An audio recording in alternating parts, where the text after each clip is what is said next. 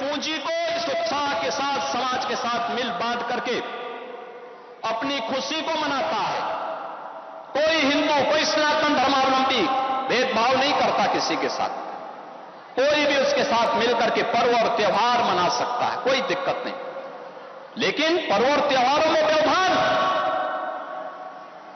पर्व और त्योहारों के समय माहौल खराब करना, ये स्वीकार्य नहीं। और मैं फिर कहूंगा कि अगर किसी ने सड़कों पर प्रदर्शन करके उपद्रव करने का दुस्साहस किया, और मैं ये भी कहूंगा उनको, उन चेतावनी दे रहा हूं उन लोगों को जो कायरों की तरह, बुज़दिलों की तरह बच्चों और महिलाओं को आगे करने का काम कर रहे हैं, याद रखना इसकी भारी कीमत चुकानी पड़ेगी उनको, अगर उन्होंने किसी भी पर्व और त्योहार में व्यवधान डालने का काम किया तो।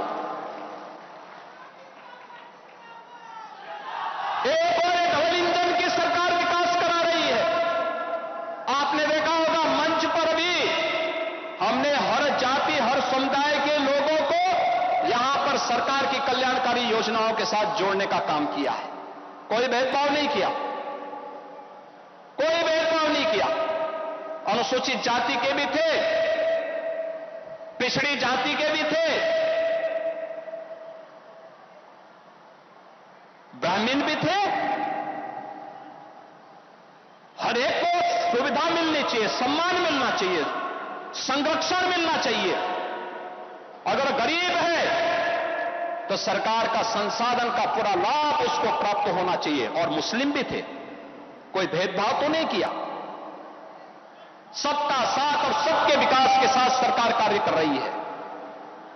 सड़क बन रही है, श्रावस्ती में एयरपोर्ट बन रहा है।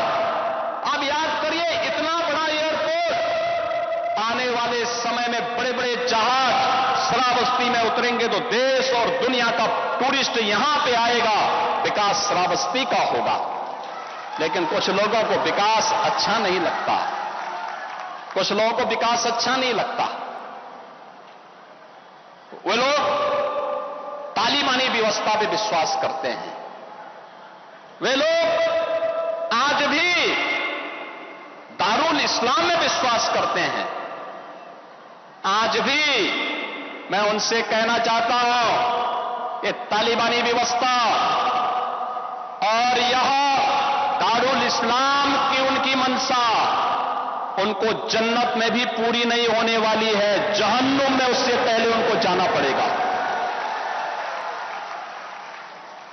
भूल गए लोग, ये नया उत्तर प्रदेश है, नया भारत का उत्तर प्रदेश। अगर यह विकास कराना जानता है, अगर यह सबका साथ और सबके विकास के कार्यक्रमों को प्रभावी ढंग से आगे बढ़ाना जानता है, बिना भेदभाव के योजनाओं का लाभ हर तबके को देना जानता है, तो उपद्रवियों से और माफिया तत्वों से सख्ती से निपटना भी जानता है। वह समय गया दूर जब 8.5 वर्ष पहले सपा की सरकार में, कांग्रेस की सरकार में, बसपा की सरकार में इन उपद्रवियों को सरकार अपने यहां बुलाती थी, नाक रगड़ती थी, इनके सामने नतमस्तक होती थी, इनको लूटपाट करने की, बेटी की सुरक्षा के साथ खिलवाड़ करने की, व्यापारिक प्रतिष्ठानों में आग लगाने की छूट देती थी, गरीबों की जमीनों पर, सरकारी जमीनों पर कब्जा करने की छूट देती थी। अब ये डबल इंजन की सरकार है, अराजकता बर्दाश्त नहीं करती, और अगर किसी ने अराजकता करने का दुस्साहस किया तो उसकी छाती पर बुलडोजर चलाना भी जानती है, वह भी जानती है। और इसीलिए बहनों और भाइयों, विकास की इस योजना के साथ हमें बढ़ना होगा। और मुझे प्रसन्नता है, मुझे बहुत प्रसन्नता है, श्रावस्ती ने विकास के इन प्रतिमानों को आगे बढ़ाया है। अभी मैंने यहां पर माता सीता द्वार के इस पावन मंदिर में, महर्षि वाल्मीकि के इस पावन आश्रम में आकर के देखा है। आपने देखा होगा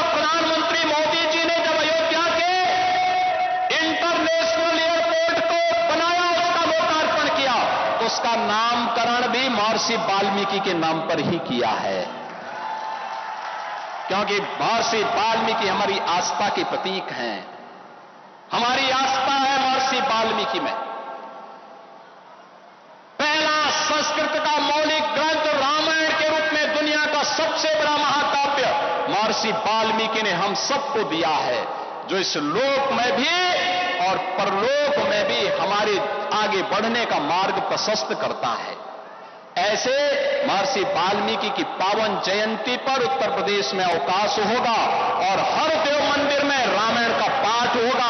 ये सरकार वहां पर आयोजित करने के लिए पूरी सुविधा भी उपलब्ध करवाएगी। बहनों और भाइयों,